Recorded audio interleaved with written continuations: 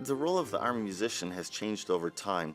After the Civil War, the musicians that returned back to their homes would congregate the local units and they would form small, loosely structured bands. Indiana had several band contingents scattered throughout our state. It wasn't until into World War II that these various regimental bands were consolidated into one particular band and renamed to the 38th Infantry Division Band. We have been sustained as the only military band in the state of Indiana. But of all the National Guard bands, only 8 are actually considered to be infantry division bands. This means that these 8 bands, Indiana being one of them, could be activated and deployed into combat operations. And currently we are at our full authorized strength, which is 41. That would be 40 musicians and 1 commanding officer. When a person is interested in enlisting in Army Band's program, they have to undergo a rigorous audition. We're looking for the finest musicians. The additional training that goes on is exactly what's required as the core training that all soldiers in the Army would undergo. Our primary mission is strictly to serve through music. Music provides esprit de corps for the soldiers. They are lifted up, given the will to fight and to win. It elevates the spirit and the mood. I feel that the most important mission of the band is to connect with our audiences.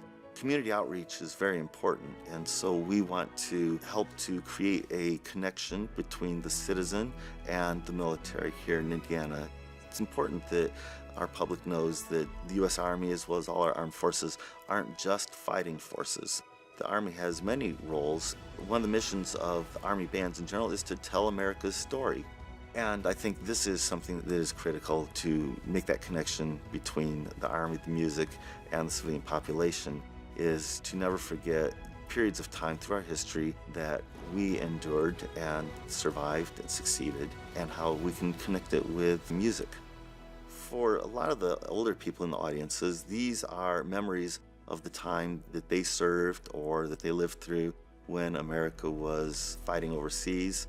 I do get very emotional through a lot of these performances. It's true. As we're coming forward, people stand to their feet in acknowledgement of their U.S. military. And there are times when those cheers and the waving of flags and such just really touch your heart, make you know that what you're doing is still relevant and still carries great meaning for the people who are our citizens. Being a member of the Army National Guard has been something that I've carried with a lot of pride.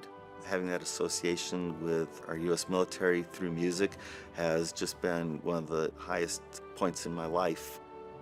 There have been some concert music performances that we've done in which the music has had so much meaning behind it that you get overwhelmed with emotion just by the impact that those musical sounds made, and that hush that came across the audience right at the end of the music as it sunk into them and they felt that emotion, and then came to the applause as well, because they understood what it was that we were bringing through the musical notes.